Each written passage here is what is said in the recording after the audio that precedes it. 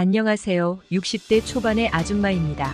결혼 35년 차의 평범한 가정주부이며 두 딸은 이미 결혼을 시켜 손주도 셋이나 본 할머니예요. 남편은 얼마 전 대학교 교수직에서 정년 퇴직하고 여유로운 삶을 즐기고 있답니다. 남편이란 사람은 아내는 안중에 없어서 시골 전원주택에서 보내는 시간이 대부분입니다. 한 달에 집에 오는 날은 일주일도 채 되지 않고 여행 다니는 것을 좋아하네요. 저희는 일반 중산층보다는 잘 사는 수준인 것 같아요. 남편은 대학 교수로 퇴직했지 두 딸은 재력 있는 집안의 며느리로 들어갔으니 먹고 사는 것을 넘어 경제적으로는 흡족한 생활을 해왔답니다. 그럼에도 불구하고 저는 행복하지 못했습니다.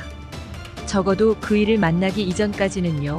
자식 교육 신경 쓰느라 젊었을 때는 제 삶을 포기했고 날 시집 보내고 어영부영 하다 보니 60대가 되었네요. 한때는 저도 잘 나가던 때가 있었습니다. 서울의 명문대학에서 무용을 전공했고 뉴욕으로 유학까지 갔었어요.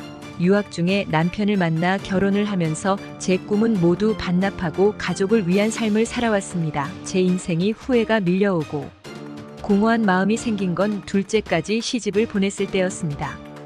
결혼식이 끝나고 집에 돌아와 큰 집에 혼자 남겨진 제 자신이 유난히 쓸쓸했습니다. 그날 이후로 그런 좋지 않은 감정들은 저를 계속해서 괴롭혔고 그것과 더불어 갱년기 증상들도 찾아오기까지 했습니다. 우연한 기회에 대학 동창이자 미국 유학 생활을 같이 했던 친구를 만날 수 있었습니다. SNS로 30여 년 만에 근황을 알게 된 친구였어요.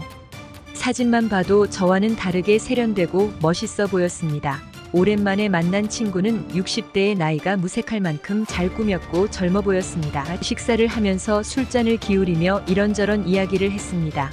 제가 남편과 결혼하면서 대학 교수로 자리 잡고 산 것에 대해 결혼 생각이 없었음에도 불구하고 젊은 시절에는 저를 부러워했다네요. 친구는 결혼은 하지 않았고 한국 정서로는 이해할 수 없는 일이지만 그녀의 남자친구와 법적인 부부는 아니고 부모처럼 지내는 사이를 계속 유지하고 있었습니다.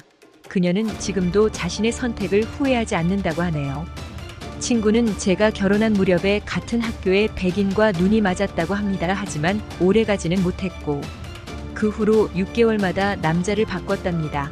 황인, 흑인, 백인, 멕시칸 가릴 것 없이 다양하게 만나봤지만 하나같이 장점이 있으면 단점이 있었다네요. 황인은 라이프 스타일은 비슷해서 코드는 맞았지만 아랫도리가 영 시원치 않았고 백인, 흑인, 멕시칸들은 궁합만으로 인생을 걸기에는 삶의 패턴이 너무나도 성격적인 부분에서 부딪히는 게 많았다네요. 친구는 오히려 그렇게 한 사람을 선택하지 않고 동거 생활을 이어간 게 나중에는 득이 됐다고 합니다. 사람 볼 줄 아는 눈이 키워졌고 지금은 연하남이 끌린다네요. 요즘 제가 듣기로 우리나라도 아줌마들이 연하남을 즐겨 찾는다고 들었습니다. 친구의 남자 관계는 제가 알던 상식보다 더 쇼킹했습니다.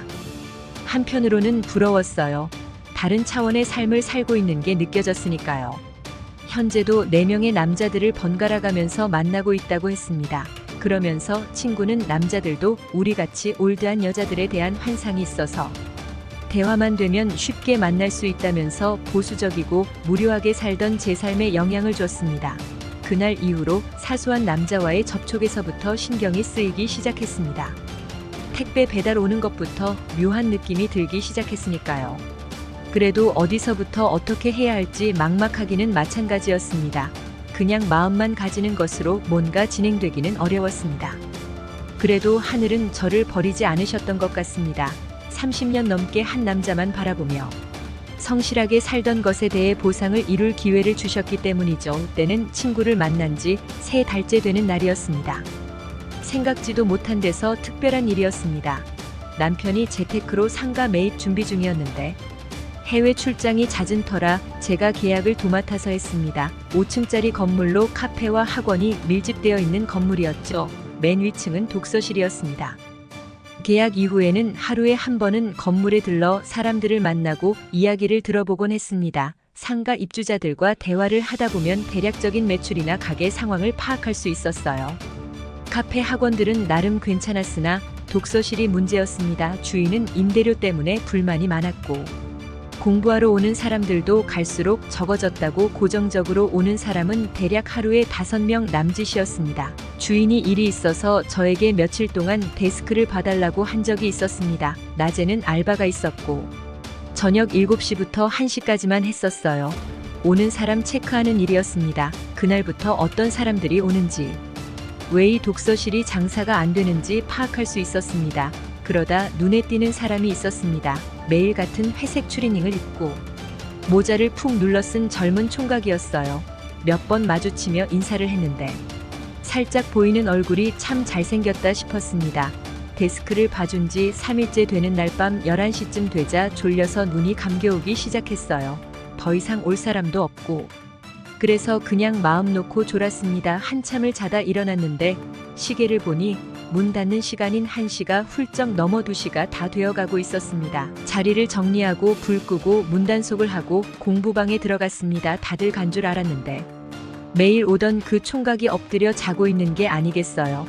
무척 피곤해 보이는 총각의 얼굴이 참 안 됐다 싶었습니다. 마저 확인하고 돌아가려는 찰나에 아주 큰 소리가 났습니다.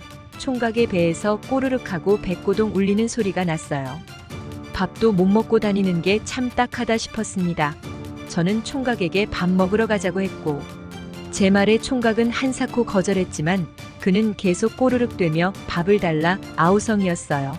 얼굴이 벌개진 총각은 결국엔 조용히 저를 따라왔습니다.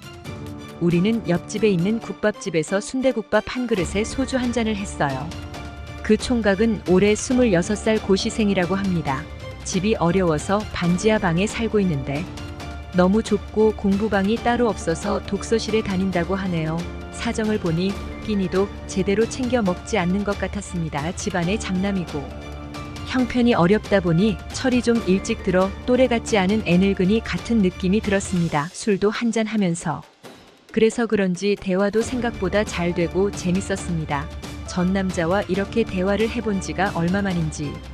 그날부터 저는 종종 간식거리를 사다가 그 총각에게 주곤 했어요. 처음엔 연민이었으나 나중엔 제가 그를 좋아함을 알게 되었습니다. 그를 보고 싶은 마음에 독서실 알바도 자진해서 할 정도였으니까요. 우리는 마주치면 농담을 주고 받을 정도로 많이 친해졌어요. 그러던 어느 날 새벽에 또 둘만 남게 되었습니다.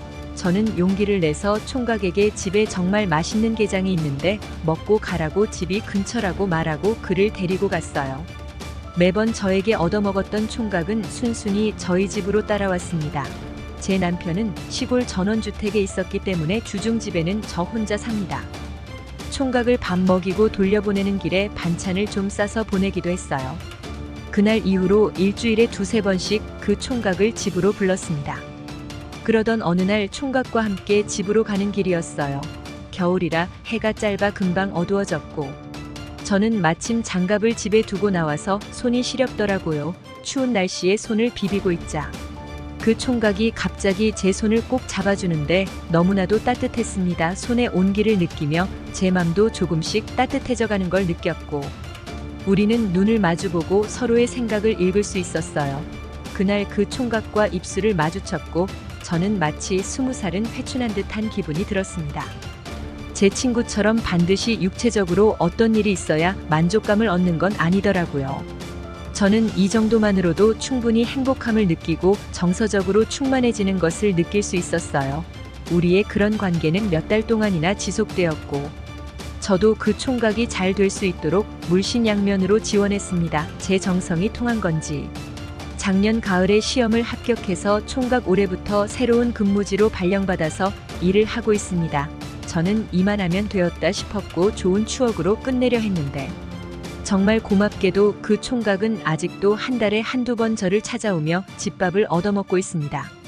제가 한 사람의 인생을 조금이나마 좋은 방향으로 바꿀 수 있던 것 같아서 너무 기분이 좋았고 그와 동시에 저도 요즘엔 많이 젊어졌다는 이야기를 들어요.